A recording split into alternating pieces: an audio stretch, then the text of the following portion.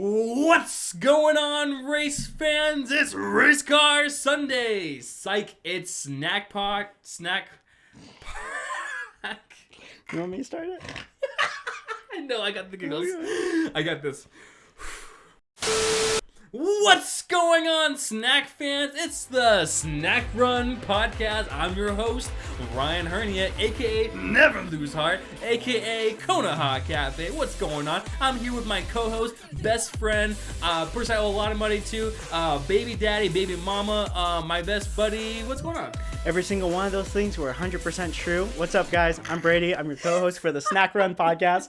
And it's funny because I thought, like, oh, he's going to come out with, like, one or two ridiculous things. Every single one of those things were true. Like, there wasn't, like, one false thing. It was like, you're a law thing, but not a liar. Yeah. My ex-wife would tell you differently. Oh! Hey, man, that's my man. Anyway, welcome back to Snack Run Podcast. We're super thrilled to have you guys here. We got a splendid little podcast for you guys. And I have the giggles. You little giggle meister. You little giggly meister. I made a poop.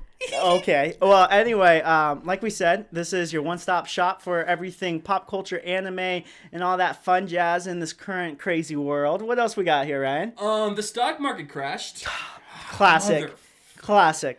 That when doesn't it crash, really? If you were to create your own shitty Bitcoin, what would you call it? Ooh, if I was to create my own shitty Bitcoin, I would call it holler dollars, where holler for a dollar. Yeah, holler dollars, where you have to holler for your dollar. If you can't holler, you can't get your dollar. Damn, dude. Came up with that on the spot. I would call mine booty bucks. Booty bucks. Yep. How do you earn a booty buck? Oh, easy. You have to do something. You have to be really talented with your ass, or you have to be like booty popping in the club. So, at any given point, anywhere in life can turn into a nightclub. That's awesome. Supermarkets, church, grandma's house, schoolyard, your uncle's basement.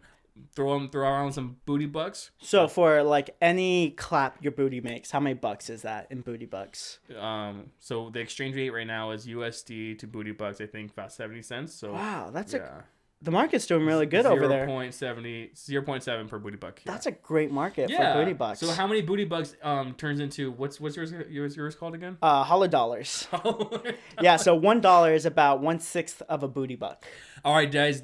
All right, guys. Down in the comments below, tell us which one you'd invest in: holler dollars or booty bucks. And while you guys are here commenting down below, don't forget to like, comment, and subscribe. We want to keep you guys here, and doing that will definitely help us support you guys. You guys support us, so we support you. We give back to the community by providing goofs, gaffs, laughs. Oh, don't forget giggles. Giggles. All right, Ryan, I think the audience is ready for us to get going with this. Get going with all these lovely topics we have written out on our hands. Yes, Brady, best pal, friend, person I owe a lot of money to. I agree. So eggs, milk, cheese. Oh, wrong hand. Yes, you're right, Ryan. Pick the kids up. Oh, fuck. Oh, fuck. At 2:30. Shit. It's like 4. Like, no, not the kids. One time, I was watching American Dad, and one of the bits was like, Stan, the dad, was like reading out the things to do today, and he was like, pick Roger up from soccer practice. He's like, oh shit. And then like, it's like because of Roger in like a little school uniform, like playing soccer. He's like, Dad. And he has a soccer ball. It's really funny. It's so stupid. Out of the big three of American adult TV shows, sure, what is the best one out of The Simpsons, American Dad, and Family Guy? I would say those are the big three. How about I think of mine, you think of yours, we'll say it at the same time. Okay. Right. Okay. Okay, sure. 3, 2, 1. American Family Dad. Guy. Okay. I respect it. I respect it. Family Guy and American Dad, I think, are more similar than The Simpsons and either of those two. You said Family Guy and American Dad are more similar yes, than The Simpsons? Yeah, they're more similar to each other than they are The Simpsons, and The Simpsons are less similar to either of those. They're more unique for sure. They have a different kind of vibe to them. I love American Dad. I think the jokes are funnier, and I don't think the characters are as annoying. Yeah. Like Meg has one personality type. Stewie has one personality type. Oh. They all have like one. It's very. I think maybe that's the joy what comes with Family Guy, because you just turn on. Well, with any type of adult American TV cartoon shows, you just turn off your brain for everything. Mm-hmm. But Family Guy is the pinnacle of just turning off your brain. Like, you're losing brain cells while watching Family Guy. It's the pinnacle of like, what am I doing? This is funny, actually. I'm just gonna turn off my brain and absolutely do nothing right now. Yeah, you've also become like a super big South Park person lately. I love South South Park. Park. Makes fun of Family Guy extensively. A lot, actually. South Park makes fun of a lot of stuff. There's actually an episode. You probably remember that episode because I'm just getting into South Park. You watch South Park like for years, right? Yeah. But there's this one where Cartman wants to cancel Family Guy, so he goes to their headquarters and like, let me talk to the creator of Family Guy. They're like, oh, they're kind of busy right now. Oh, it's like walruses, right? Yeah, it's manatees. Yeah, it's manatees just putting ideas into a basket, and they automatically come up with stories. And was it the one about Muhammad? Yes. Yeah. It's like we cannot do that. But it's like the manatees are telling us to. Kind of going off of South Park too. Like, they were poking fun at The Simpsons. The episode was called "The Simpsons Already Done It," and basically the whole thing was about like, no matter what any type of show, what their plot is, The Simpsons already done it. Well, yeah, after like 20 seasons, like you touched on like a lot of things. Yeah, they've been airing since like the early 90s. I used to, even maybe the late 80s. I actually don't really know, but like having that many episodes out, they have to have done everything. Like, imagine if you had to come up with like a new story like every week to tell. Like, you would have touched on like a lot of things. That's why I'm a firm believer. There's a lot of people who's like, oh, the Simpsons are part of the Illuminati. They know what's coming in the future. No, they just fucking throw ideas out there. Right. And a couple of them stick and a couple of them don't stick. I will say that it is a little bit scary how horribly accurate some of those like things they throw at the dartboard hoping it sticks, because like I've seen like side by side clips of that is crazy. 20 years ago. I think it is 100% like coincidence. Yeah, a coinkydink, a little quirky quinkydink. Yeah. But some of them are like when Donald Trump is going down the escalator when he just got president. I was just thinking and about that. like it's the same side by side shot. The mall looks identical too. I was just thinking about so it is kind of like, but there's no way they could predict that. And they predicted also killing Saddam Hussein. I'm pretty sure they did 9/11. 9/11. They also predicted the merging when Disney bought out all the companies. Right. They predicted that like 5 to 10 years prior. They predicted some huge one. I don't know, man. Minecraft maybe. Yeah, but speaking of Minecraft, dude, do you know what I watched yesterday? What? I watched Scream 6 yesterday. Wow, Scream 6. What a great segue. Well, tell me a little bit about Scream 6. I've watched a couple of the Scream movies, but this new movie, I haven't caught it yet. But you text me. You said, "Hey, little goofy goofball, what are you wearing? What are you doing? Khakis." Well, he sounds hideous. He sounds like my type of man. But yeah, you texted me saying you were going to see it, so I haven't seen it. But a little birdie told me you saw it. Yeah, that little birdie was me. Ooh. So my only experience with Scream films are unfortunately the scary movie franchise in the early 2000s. You know what I'm talking about? Yes. Yeah. Where it just makes fun of Scream? Yes. Or it makes fun of all the scary movies? All the scary movies. So that's my only premise. That's my only thing I know about Have Scream. you never seen any of the original Screams? You could tell me. All right, so I didn't want to come onto the Snack Run podcast and do this, but I think it's time that I let out the marbles and I air out my dirty cooch a little bit for the audience. What's the marbles, man? Tell me. Is this a safe space? Yeah, it's a safe space. Is this a safe space? Come on, do I look like someone who's not vulnerable with you?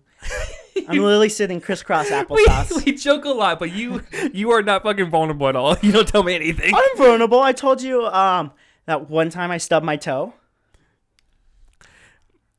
I'm just gonna lay it out for everyone. Yeah, lay it out. I've never seen a Scream film until this one. What? There was 5 more before it. Dude, my ass was puckering right now. I will say, like, I'm not a big horror guy, but like slasher movies, I will watch that over a horror movie because I like a horror movie. Yeah, I like those like kind of older slasher movies like Jason, Freddy Krueger, Monsters just Inc. like kind of Monsters Inc. Kind of like where this is like monster guy type thing just going around stabbing people. I think that's a lot more enjoyable than like, oh, a demonic entity took over my mom and now my mom's trying to drown us all. So you're more afraid of, you're okay with slashers, Yes. but you're afraid of demons. You know what? I think that's a good way to put it. I'm not okay with like slashers. Either one. Both of them are bad in the eyes of the Lord. Exactly, but I just like, I'm not a big scary movie guy as it is. But if I had You're not to, a big guy in general. I'm not a big guy in general. I'm only a solid. I'm 160 soaking wet. You're 160. Yeah, soaking wet. You're like 5 foot too. 5'2". No, you're 5 foot as well. Oh, I'm 5'2" But also. Yeah, but it's perfect because your wife's like 3 foot. Exactly. So anyway, tell me a little bit about this Screamo movie. Yes, the Screamo movie, the early 2000s alternative rock that turned into Screamo in some of the songs. So I enjoyed it, but this movie is not turning heads. This isn't gonna make you do a backflip. This isn't gonna make you rethink your life decisions. You're not gonna go buy a ring light doorbell. You're not gonna go and buy like the latest security system or anything. You're just gonna be like, eh.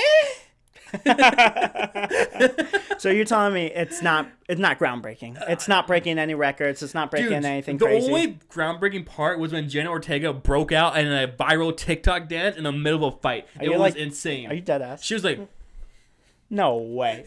No, she. Oh, okay. no. You almost got me. Well, because that just seems like something what a millennial type of slasher movie would kind of do. The TikTokers would have loved that. Oh, they would have ate that shit up. So I ended up watching like a little bit of like a YouTube short about like the general story of all the Scream movies. And this isn't really a spoiler because it happens in the first like 20 minutes or so. But traditionally there's always like a ghost face type character. Yeah. And that's someone it's always someone different basically. It's always someone different. So in the first 20 minutes they reveal one of the ghost faces. The first 20 minutes. And that's kind of early. No, it totally is. That's super early. I'm so upset because it's Flash from the new Spider-Man films. Go ahead, throw it up real quick. And unfortunately, I do look like him a little bit, and I'm not proud of it. You were in the new Scream movie. I'm not proud of it. But when he took off his mask, I was like, motherfucker. You're like, oh shit, that's me. That's me. I'm up on the big screen. He had like the little goatee going too, like a little like a mustache going. Aww. And I was like, fuck, like I can be a stunt double. Because I'm mad because I think he's ugly. No, he's a good kid. He's a great kid. You can be a great kid and be ugly. No, yeah, I didn't say he wasn't ugly, but he's a great kid. Look how you grew up. Exactly, a great kid. Great kid and handsome. And ugly. No, you're not ugly, and he's not. Everybody has their different qualities, and like yours is your blurry whites eyes glistening in the stars. Shut the fuck up. Shut the fuck up. So it was good overall. It wasn't super mega crazy impactful or anything. The best, funnest parts were like the chase scenes and that the Ghostface character was a little bit more competent. He was smarter the way he went about killing people. And then my greatest, the thing I disliked most about it. Yeah, tell me about it. Oh my goodness gracious, Brady, sit down because what the fuck, you're gonna need a breather for this one. I'm already sitting. Huh? So you are. I am. I hated the fact that at any given moment in this film, someone can get stabbed 36 fucking times and then be like, oh, you got me. Oh, fuck. Oh, man. Oh, I got it all over my new Gucci shorts. Not my Gucci shorts. Not my Gooch. Not my Gucci shorts. Not my Gucci Gooch. And then they find the next scene. I'm like, dude, what the fuck? Yeah, that would kind of throw me out of like the immersion of the movie of like, oh yeah, that guy got stabbed 48 times. Yes, but he's still kicking away doing backflips in the background. And then he's like, I'll see you in class Monday. And he's like, you just got stabbed a lot. Yeah, there's like blood loss. Blood loss is a for real thing. I don't think blood loss is a thing in the Scream universe, but overall I gave it like a 6.5. It's you know what? take a swig of beer every time someone gets stabbed.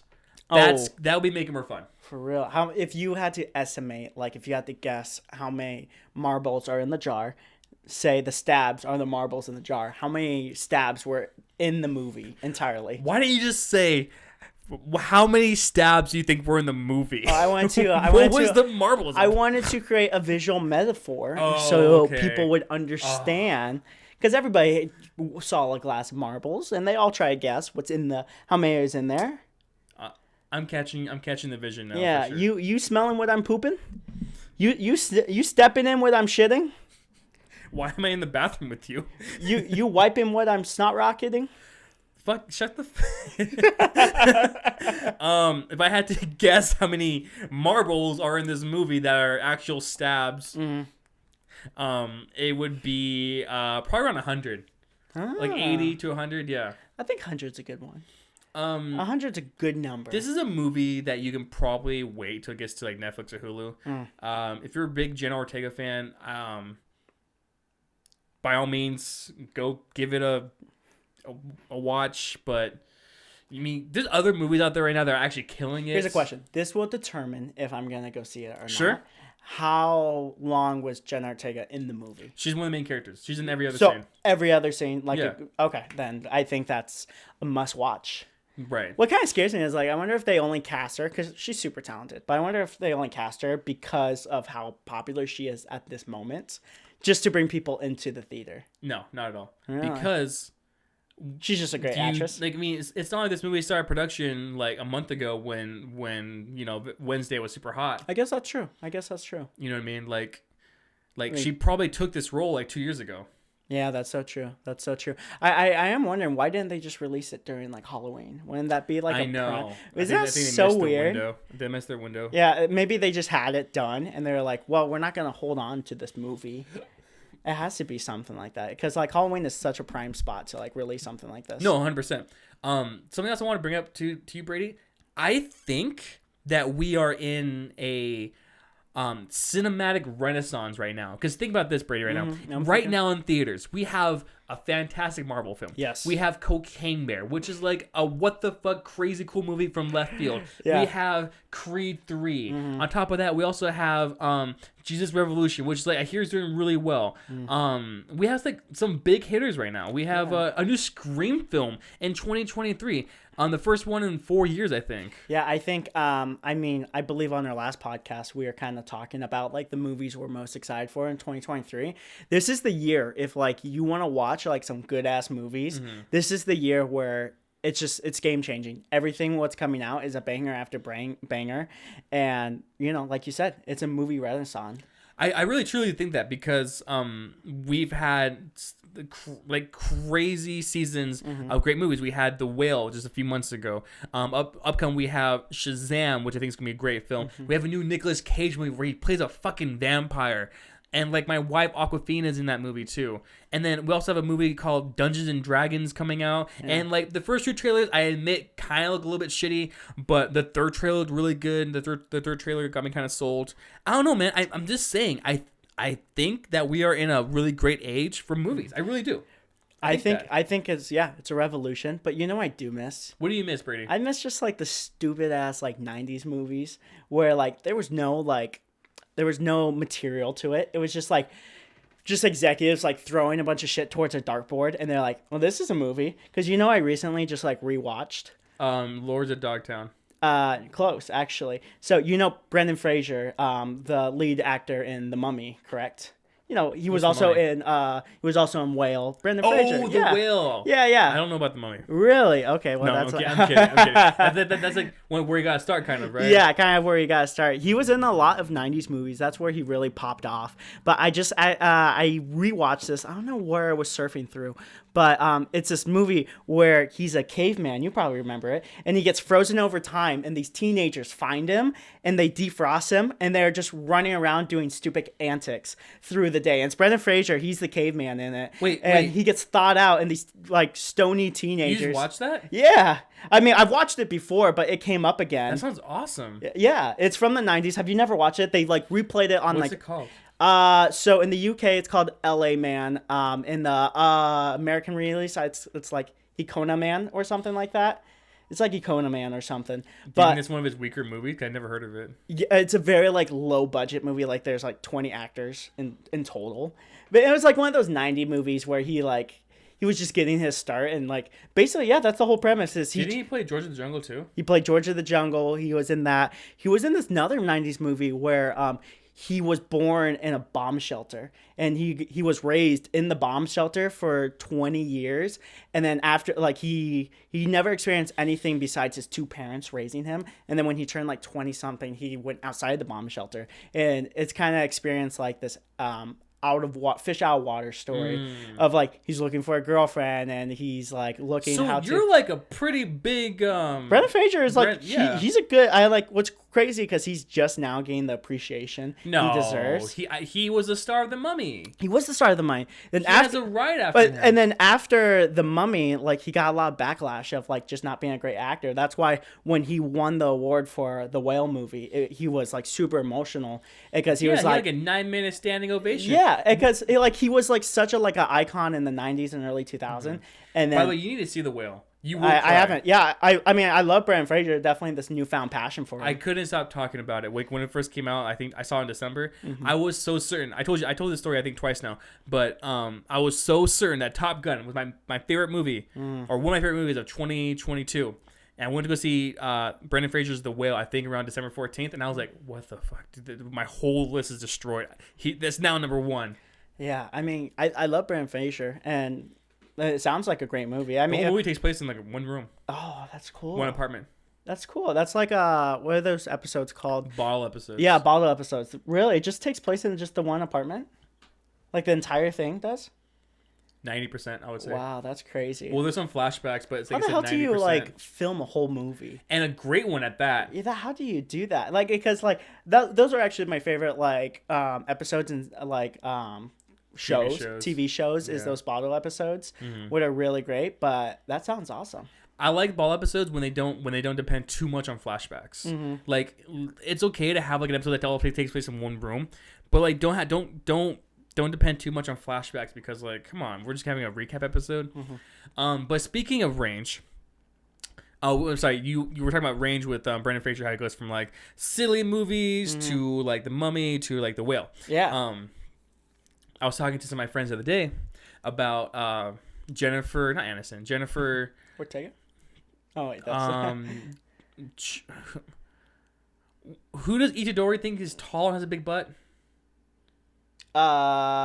Jennifer Lawrence. Yes, Jennifer Lawrence. I'm happy that that's what you leaned on me. Like, if you said a movie with her, I would have not known that. But if you said an anime reference with her, I would have knew that. Yeah, I cater to your brain. I was gonna say, I just touched my little flower. Fart, brother. Stop making me distracted. Oh, I'm doing so much to make you distracted. Hunger Games. If I would say Hunger Games, would you have known it was Jennifer Lawrence? No, 100% not. Like I only know Jennifer Lawrence because of Itadori. And like if you told me any movie, I would absolutely not. All right, brother. What's your type of woman? And then he was like, I guess like a tall girl with a big butt, kind of like Jennifer Lawrence. Yeah, I like the outtakes where the voice actor of Itadori, where he was like, Megan Thee Stallion. I really wish they put that one in the actual cut. I think someone asked him to do that. Yeah, he probably did it for a fan, or maybe it was just an outtake. But so like 2 days ago, a new trailer for Jennifer Lawrence. I keep wanting to say Jennifer Aniston. Jennifer Lawrence's movie. It's called No Hard Feelings. Have you seen it by chance? I sent you a trailer. One of my mornings that I was up to like 5 a.m. just like watching Netflix and hanging out by myself. I sent you a trailer of this new movie. I thought it looked really good, and I was like, "Yo, my best pal Brady, my baby daddy, he needs to see this. Like he would love this movie." Yeah. And what'd you think of the trailer? I thought of the trailer. It was a trailer because I've watched it. I totally watched the trailer. Okay, here's the thing, Ryan. You're about as good as lying as you're shitting. I'm very bad at both. Here's the thing, Ryan. You sent me 40 messages in total 10 on each different platform. Instagram, Snapchat, Facebook Marketplace. I don't know why Facebook Marketplace, but you messaged me on Facebook Marketplace. It was a good couch. And then iMessage, and then even Android Message. You messaged me on. They're like, how am I gonna watch every single thing you sent me at 2 a.m. when I wake up at 8 a.m.? That's not something I want to do right when I wake up. Like most people, they stretch, they do yoga, they relax. Okay, I'm sorry for bothering you with my fucking friendship. I did see you sent me a poster of Cocaine Shark. Yes. That sounds really fun. Cocaine Shark. That's going to be a snack bite. Watch out for that one. But before we go any further, tell me a little bit about this. Oh, it's really cool. So some people in the comments for this movie, it's a comedy, by the way. It's a raunchy comedy. Ooh, you know I like raunchy and comedies. And Jennifer Lawrence's ass. Just kidding. He's a married man. We love you. His wife. I'm not going to say her name. But people in the comments were saying she's ruining her career. Really? Oh, why is she doing this? She's going from such elegant movies and cool, deep shit to like just really wacky. But the trailer, a little like shit comedy. Yeah, exactly. But the trailer was really funny. Really? I watched it on Twitter, and then I saw it yesterday when I saw Scream. It was on the big screen. One of the trailers before the movie, and it was really funny. She plays a woman who is down on her luck. Her mom left her a big, gorgeous house, but she just lost her job, so she can't pay for the house. Oh, and so she's like, oh no, I can't lose my house. And so like she takes a really weird job from these people, and they're like, we just want to get our son, excuse me, I'm like burping a lot.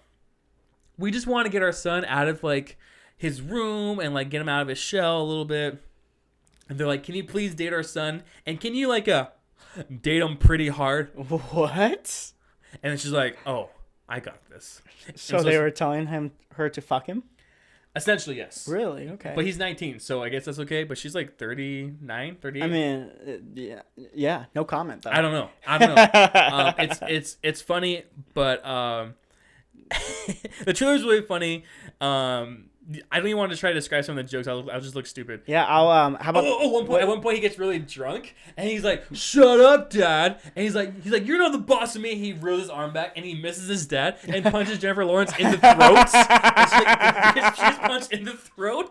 It's pretty funny. That's pretty funny. Yeah, I don't get why people like would criticize her as like, "Oh, you went from such elegant movies." It's a movie. A movie's a movie. Like no matter what, that actor/actress. They could do whatever they want with their contracts, and they're getting paid. That's the cool thing. Yeah. We're not the ones getting paid. Yeah. They could do whatever they want. The main actor for I think it was I was watching an interview and the main actor for Jaws 3. Yeah. They asked him, I forgot his name. They asked him, "Hey man, did you ever watch Jaws 3? Or did you ever see it?" He's like, "No, but I sure as hell saw the house it bought me." Oh shit. Yeah, it was an actor or actress from Modern Family. They were reading some like criticizing comments about them in Modern Family. And then they were like, well, here's the cool thing. I'm in Modern Family and you're not. I'm the one making the money. You're not. What's so true. People like just comment and hate on like people for doing stuff. I'm like, they're the one making the money. The money. They're not. Yeah. Right, but also like actors are allowed to do that kind of stuff. Like look at Jim Carell. Jim Carrey or Steve Carell? Or both? Are you talking about both of them? Is that like your fan fiction of Jim Carrey and Steve Carell? And they have a son named Jimmy Carroll. And they're boys. And they're kissing. And they're boys. I can't believe how stupid I am. Steve Carell. Steve Carell. Obviously, he's massively known for his comedies. 50-Year-Old Virgin. 40-Year-Old Virgin. You're on a roll. The Office. The Office. And then he came out with some really, really serious movies where like his son wants to commit suicide and he hates his life and all this stuff. So he has like some very serious roles. Same thing with the actor from The Hangover. He was also in A Star Is Born. What's his name? His name is like slipping my mind. I wish I could tell you, but I can't. Yeah, he's like the hot one from the Hangover. Oh, Jonah Hill. you think of a Zach Galifianakis. Zach Galifianakis. Oh, Zach Galifianakis. I got this. Zach Galifianakis. We do a lot of drugs before the show, so sometimes it's a little harder for us to come out with words.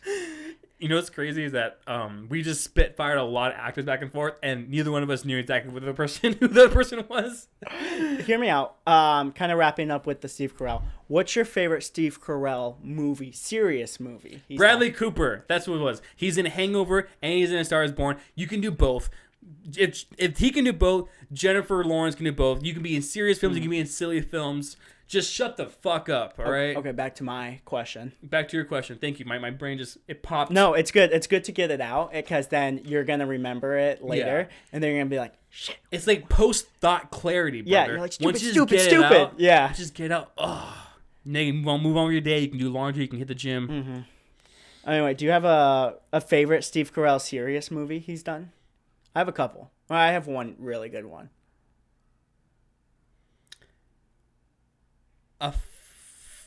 It's like a long title. It's like, well, there's two. There's a friend at the end of the. What's the one where the end of the world is coming? You know what I'm talking about? A comet is coming for Earth, and he. That's a lot of movies.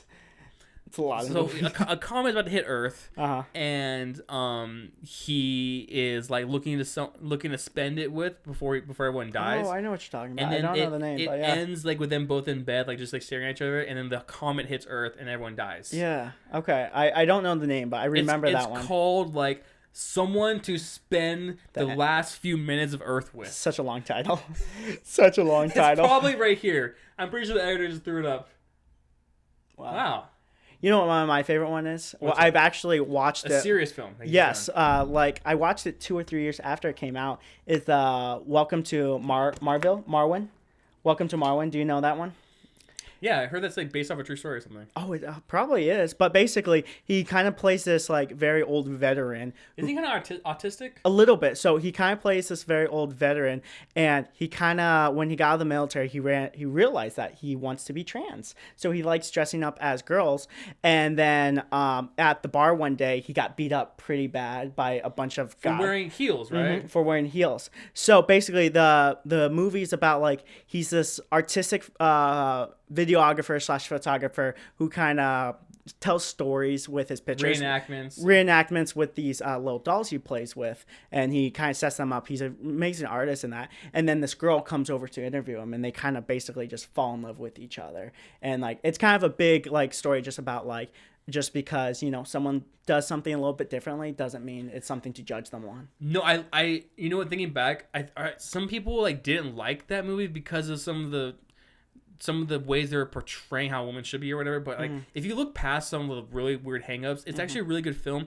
I don't think he was trans. I think he identified a little bit differently sexually, and I think that's okay. I think trans means like you want to become fully one other gender or another. I mean, I could be wrong still, but I believe that he just identified a little bit differently sexually. But yeah, I thought it was a great film. Yeah, no matter what, it was really great. And like, I think that's one of the first films from Steve Carell I saw where it was like, wow, he could pull this off. Like he was playing it with like such a dynamic character where he was able to just be super flexible with his character in that movie.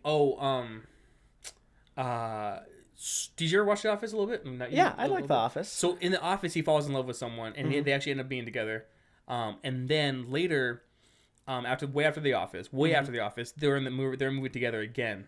That like blonde woman that he falls with in The Office, and then him, and they have a son who is a recovering cocaine addict. Yeah. Oh yes. Yeah, I forgot the name of it. We're always so prepared for these. We're like not left brain thinkers. We're like right brain thinkers. We're more of the creative types than we are like the analytic types. But yeah, that one was really good. I remember thinking like, wow, like it didn't end like super happy because sometimes those stories are ongoing. You know what I mean? Like there's usually not always an end point to the story. It's always like I'm always gonna be fighting this addiction a little bit. You know what I mean? Steve Carell's amazing. Like that kind of reminds me that like when I think about Steve Carell's acting chops, that one scene in The Office where Pam was like at this art show, like kind of demonstrating her like she was just showing off all her art and no one showed up and she was about to pack up and then Steve Carell comes in at the last minute and he was the only one to show up and he just showed like so much like love and passion for her and her art. He was like, yeah, how much? And she's like, what? He's like, how much? I want to buy it. That's beautiful. Like this is our office. That's my car, your car. And like it made me really teary-eyed because I was like, and he was being serious. Yeah. Steve Carell in The Office, he has so many like clutch moments where he just shows up last minute.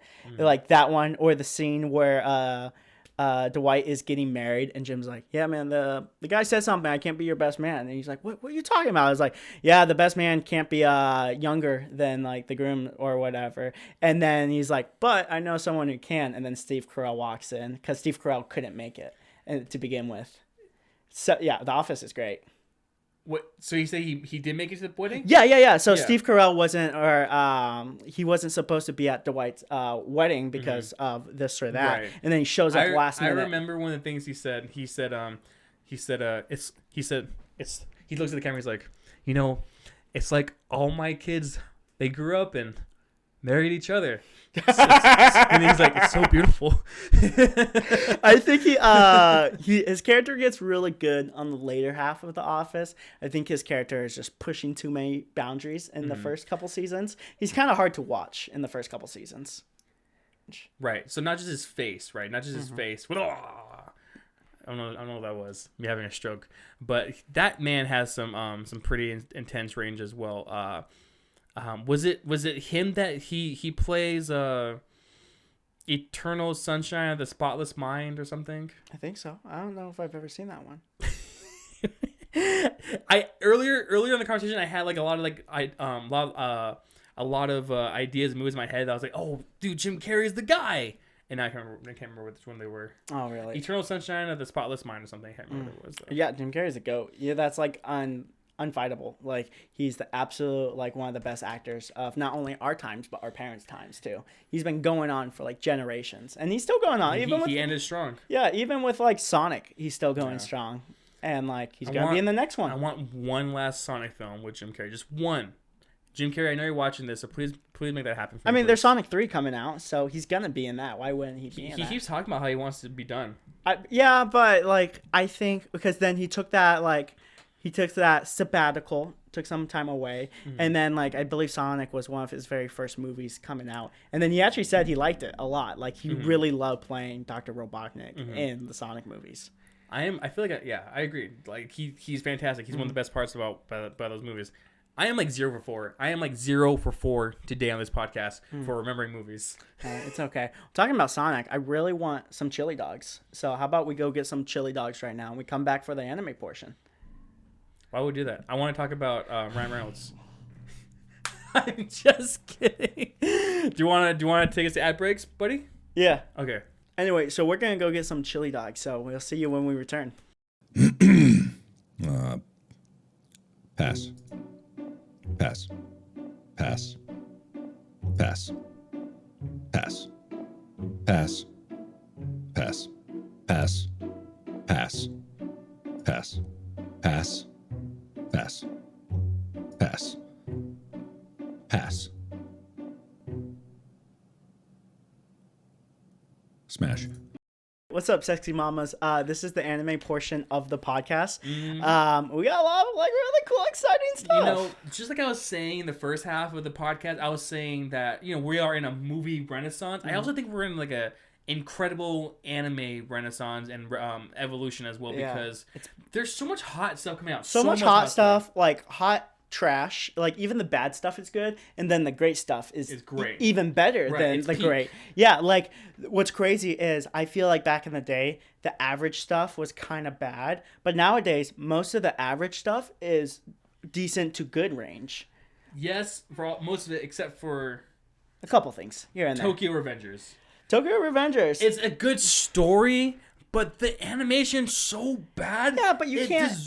We should start a hashtag justice for Tokyo Revengers. Yeah, but that's the thing is like if it has a really good story, then the animation is just something what helps persuade the story. It doesn't like the animation isn't absolutely anything. Because if that was true, then you would be reading the manga like, the animation in this manga is terrible. Because they're just pictures. Same as, like, not the best anime. Well, actually,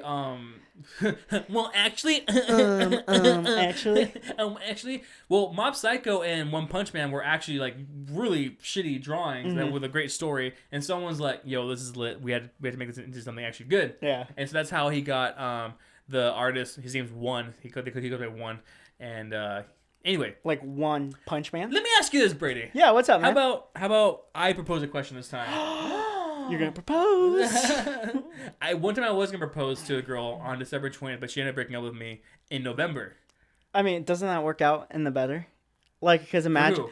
Well, it's For just her? imagine if you like, if that went through and then you just weren't happy, and then a divorce. You don't want to get divorced. I would have been happy. I want to make someone a really good first husband one day. Yeah, first husband, but you don't want to go through a divorce. You gotta wait for the right one. I would have made it work. I could fix her. What happened if she was the one who needed to be fixed? You think I'm broken? No, I think you just need to be neutered. I need to be neutered? Dude, my pull-out game is crazy. Okay, let me ask you this question. Can you propose to me already? I'm gonna propose to you. Okay. Are you the right one? Do No. I need fixing? Yes. Shut the fuck up. You're so stupid. Propose to me, dog. Is that the word I'm looking for? Propose? I'm gonna ask you a question. Yeah, what's going on, man? Could you watch One Piece if it had a stellar story, but mediocre to shitty anime? Like right now, you guys are eating. Right now, We you are guys eating. are We being are well matcha. fed. Well, here's the thing. I've been watching One Piece since 2012 or maybe 2011 or something like that. And 2011, the animation was kind of ass. So I think that answers your question. Is like, Oh, you're right. Yeah, it was kind of ass. Like, it's been such a long series. They've been through so many like lead animators, lead directors. One Piece has looked very different throughout the years. So like that kind of answers your question. Is like it's such a good story that it's been able to continue even with not the best animation. I guess that's true. Even in the worst, like one of the worst arcs, compared Skypiea? to no, Skypiea is godly. Whoever says Skypiea is trash, then you're absolutely trash. Thriller Bark is kind of being the lowest tier. Thriller Bark? Yeah, Thriller Park. Oh, Park. I said Thriller Bark. I'm like, Yeah. Bark, bark. It's a giant ship. What's an island? So the ship is as big as an island. Anyway, that one has one of the worst animations in the whole like series.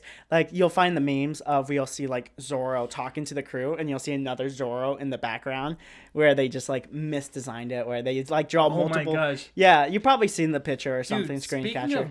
speaking of goated stories, we're gonna circle back to One Piece here in a second because we plan to talk about One Piece. But speaking of goated stories, stellar manga, but an absolute like abomination of an animation adaptation. Wow, it's a lot of animations words. Animation adaptation. Ooh. Abomination. Abomination animation adaptation. I said all that like That's good. coherently together. That's good. You didn't even try to write And it. I needed a win today too because I couldn't remember any of the movies I was trying to think of the first half. I really needed a win. Oh wait, go on. Dude, Blue Lock. Blue Lock has some of the best manga panels to ever grace the world of manga and this world.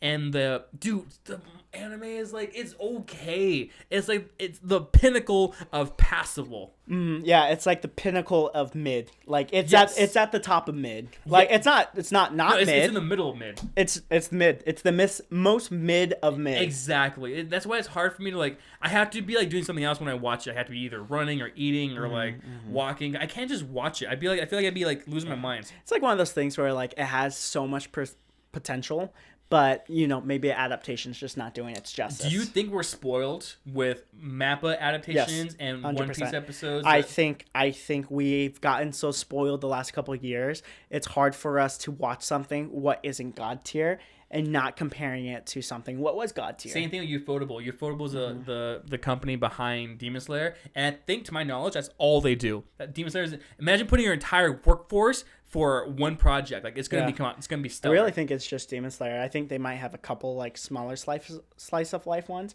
but I don't really think I don't think so. And to Maybe. my knowledge, it's really just Demon Slayer. And I mean, shit, put your whole production company to one anime, and I think Demon Slayer is the walking evidence of like this is what happens when you put all your eggs into one basket. Right.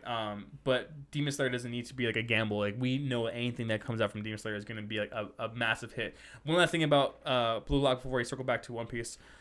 In the latest episode, it's a real small frame, but one of the characters who's supposed to be on the white team, in one small frame, he's wearing a red jersey, and they're fighting the red team, and they're like, when Inagi switches teams mid fight and then switches back, And I'm like, oh my gosh, guys. Yeah, what's crazy because I've been diving into a little bit of like just the animation studios and like what it takes to make an anime. And they have, I forget what the position's called, but they have a position where they go scene by scene and frame by frame, just making sure everything kind of is consistent. Like cleanup maybe? Cleanup and consistent. They look for like those, design mistakes where like, oh, this character's face doesn't look like the same in this face. The model. Yeah, the model. So they try to keep it as close to the model as possible. So that just looks like that job's not getting completed in Blue Lock. Dude, they definitely needed that pretty bad in Dragon Ball Super, the big tournament arc. Yes, because there were so many like inconsistencies. So many inconsistencies. Like from like one panel, Beerus looked like Scooby fucking Doo. Yeah. Yeah, it's just like it's like the smallest thing, but what makes a huge difference. Yeah. Because all the role is like you just go frame by frame, like that looks consistent, that looks consistent, that looks consistent. Maybe with like they're just trying to hit their quota of like we need this many episodes by this time, because I do know the animation companies are overworked in Japan. Oh, for sure. So I think for sure. they're just rushing it, and they might not even hire for those positions We for are some projects. And I think that like I proposed the question of are we spoiled with between Mappa adaptations and Demon Slayer? And I think we are. I really think we do. I think we are. And One Piece episodes too. 100%. I think we are, and it's crippling our ability to enjoy other shows just as well. True, but maybe those shows can step it up. No, I'm just kidding. I mean, they could, but like also like the studios need to start paying and keeping better care. Like, do you know that a McDonald's manager here in the States makes more money than an animation? Is that crazy? And definitely animator. with like anime being the biggest that has ever been, like money's going into the anime and manga the most that has ever been in its whole life. We talked about it a few different times where anime right now is the biggest it's ever been. At least in the States. Did you know? I was watching a podcast last night, and do you know that the Demon Slayer movie? Well, it's like a recap / like movie. It's not a movie. It's not okay. Whatever. It's like the Demon Slayer special in theaters right now. Do you know that it made almost twice as much in the U.S. than it did in Japan? Really? It's made like I think 10 million here opposed to the 5 million in the opening weekend in Japan. So the West is really coming in clutch when it comes to anime. What's super awesome because mainly like Japan, the East is like where anime used to thrive a lot, but now it still does. It still does, but now the West is coming in like it's bigger than ever in the West. I think what's crazy, and maybe that's why it's just getting more popular and it's getting more attention and all that jazz. Speaking about things that are getting more popular and more jazz, you were very excited to tell me a little bit about a really cool new One Piece story, just about Ichiro Oda. Ichiro Oda, the Goda. I always say that. He is super goat. Something I do appreciate, but not appreciate what he does, because like just say it in the main story manga. So he comes out with these things called SBS. It's like little questionnaires of like, hey, this is something I wanted to include in the story. What is canon, but I'm not going to put it in the story. So it's little like information and facts he puts out. Like, hey, like he just came out with something, spoiler, I guess, if you care. What's really cool is in the SBS, he's like, hey, this is Zoro's lineage. This is who his parents are. They're really important to the story, but I don't have time to go over it in the story. But this is what's canon. I have never heard of that. Is that insane? So it's very popular. He comes out with bi-weekly or weekly, and he just you have Q&As in there where people send in questions. He's like, yes, this is true. This is part of the story. And like there's even smaller things where like he'll forget to like write the name of what devil fruit just came in the story. So like a month to years later, he was like, oh yeah, this is what this devil fruit is called, just to make it canon, because it's not canon unless if he like confirms it. But anyway, something what just came out is a question was asked to him, and he released it in this SPF. It was like, they were like, hey Oda, if Luffy tells Zoro to kill one of his crewmates, will Zoro do it? And Oda said 100% Zoro's loyalty is so much involved with Luffy that he would kill one of his friends and crewmate if Luffy told him to kill him. Is that crazy? Just the loyalty between like I think Zoro is one of the most loyal like people in. How much older is Zoro than Luffy? Just 1 or 2 years, not much older. So he's like 21? Yeah, I think this currently in the story he's around 22, 23 when Luffy is just reaching his 20s. That's crazy because I thought he always seemed older, like 30 at least. Right? It's the maturity in it. And it's also his face. His face just has like more like It's a very masculine. Mm.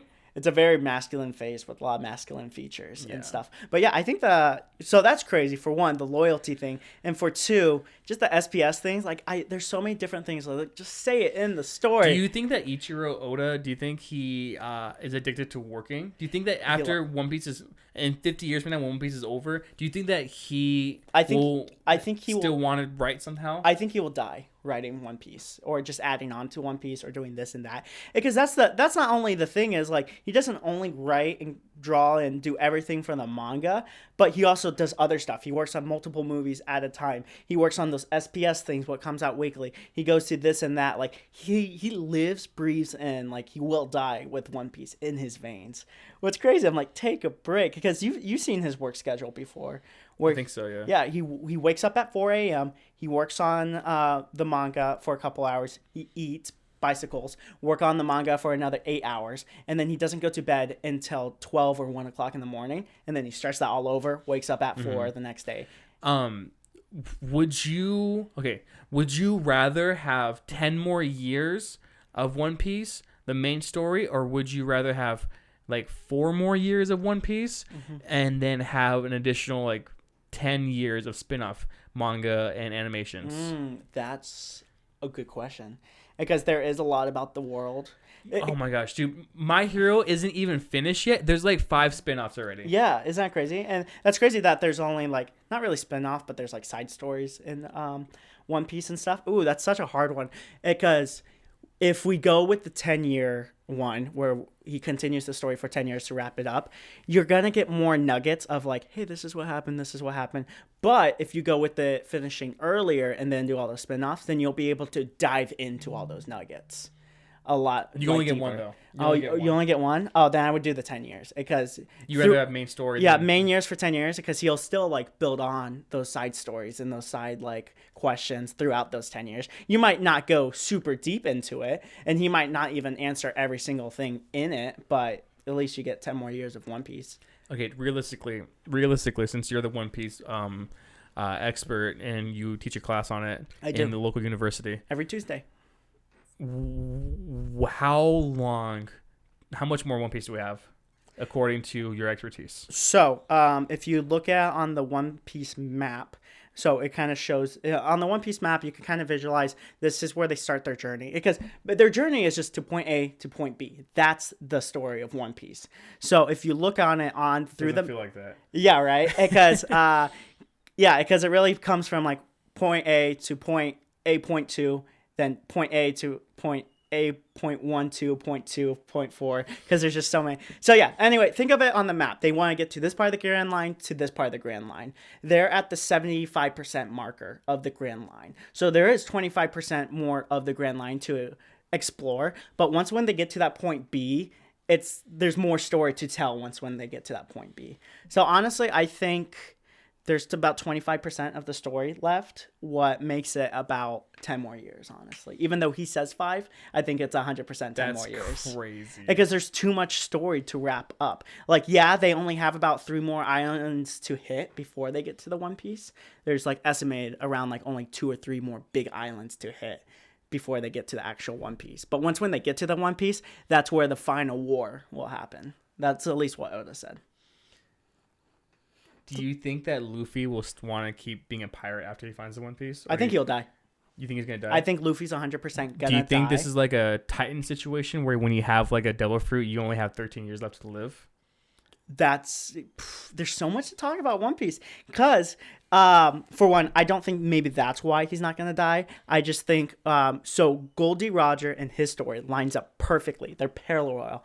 There's a lot of things what Goldie Roger did, what Luffy is currently doing, and Goldie Roger died early. He died young, so I think Luffy's gonna die young, because they're parallel stories. What's crazy, they have the exact same adventures, they have the exact same dreams, so I think they're gonna end the same way. But when it comes to, like, because you have a devil fruit or something like that, the last island, the only people who were on Goldie Roger's crew who couldn't go to the last island was people with devil fruit. And that's because they were sick when they got to the last island. It's just weird that the only 2 people on Goldie Roger's crew happened to be sick when they got to the last island. Are they still alive? Are they prominent characters in the story? One of them is, yes. Buggy D Clown. That stupid motherfucker was the clown guy was on like the main crew to get the yeah One Piece. he was He doesn't remember what the One Piece was. no, because he got sick before they went to the One Piece, and so him and Shanks had to stay back because Buggy is devil fruit. Shanks doesn't have a devil fruit, but Shanks went to take care of Buggy the Clown. Oh my gosh! Yeah, we're still alive, and we can tell you what it is, but we weren't there. Yeah, they weren't there. They actually weren't there. That's why in the main story, Shanks is like right now he's racing Luffy to get to the One Piece. He's barely around, right? Shanks is barely around. He's around a lot more. Like this is Shanks' arc, where like he's coming up. They were literally Shanks was like. Luffy was on an island, and Shanks was on the coast of the island. And they were, like, all of Shanks' crew was like, oh, fucking Luffy's at, like, Emperor level. We should go join Luffy. And Shanks was like, nah, fuck that. We're going to beat him to the One Piece. We're going to make sure he knows, like, who's still boss of, like, Does he have heavy hitters on his crew, Shanks? 100. I mean, you saw the movie with me. 100% heavy hitters. I didn't even think Shanks was a heavy hitter. Oh, Shanks is 100% heavy hitter. I think... He has hockey, right? So yeah, he's like the most hockey like proliferant like user in the One Piece like universe. But think about this. So Luffy, Luffy and Law, Luffy, Law, and then there's this kid, Eustace, Captain Kidd. They're all on the same level, right? Eustace, Captain Kidd lost. Wait, is that the guy with the robot body? Yes. He lost his arm to Shanks' crew because Captain Kidd was going to Shanks' crew like, you motherfucker, I'm gonna beat you up. Kid lost his arm against Shanks' crew. Kid didn't even see Shanks. That's how fast he lost his arm. He didn't even get to see like a glance of his red hair at all. And that's how fast. And him, Law, and Luffy are all supposed to be on the same level. And this was not even like that long ago. Damn. Yeah. Dude, are you saying I gotta get into One Piece now? You gotta be a One Piece fanatic. You gotta join the fandom, man. Bro, can I join the Straw Hats, dog? No. Can I start episode like 900? That's the one part I think is like hard about One Piece is like you can't just jump in. There's so much lore. It's so much easier to jump into like JJK or Demon Slayer because like there's only like 20 episodes. Mm-hmm. That's why I think it is hard. Like it is an amazing story, but like you can't just jump in. There's so much lore where you absolutely They should come out with One Piece Kai, where it's just like an HD shortened I actually versions. don't think that's a bad idea. I think they come out with like a movie what kind of recaps. Like that's 100% because that's what the author said. The author said, Oda, he's like, if you're joining One Piece, this is the prime part to join it because we're heading towards the end game. So I'm like, if he wants people to join it, you guys should do like a recap special. Come out with like 5 or 10 episodes what recaps the first like part of the journey. Would you rather have like a gorgeous okay, so like let's say what's like one of the best anime films ever made? Any type of Ghibli film, I would okay, say. remember My Hero Academia's movie 2? Mm-hmm. Where like, okay, would you rather have that kind of like god tier animation, but like 2 steps? Okay, hold on, I'm gonna explain this well. Okay, for the last 20, would you rather have the last 25 episodes of One Piece be animated in pretty amazing animation, or would you rather have a 2-hour long movie that wraps up One Piece that's god tier animation?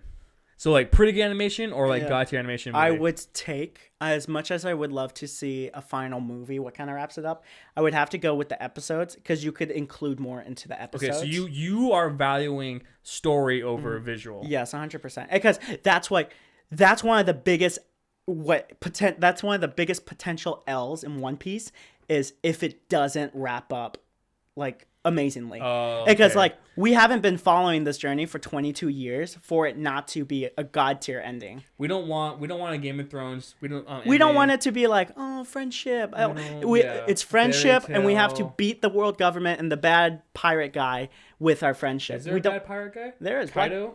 Blackbeard. Kaido is in lava right now, burning. Well, he's not burning. He's just sitting in lava. He's on a timeout. Yeah, because he can't get burnt by lava. Well, you've educated me a lot about One Piece. Are you a fan now? I think I'm inching my way towards. I think I like it. The interest is there. I think what's gonna determine if you watch it or not if they come out with like specials. What kind of recaps it all? I told a friend recently. I was like, I will go to my grave never watching One Piece.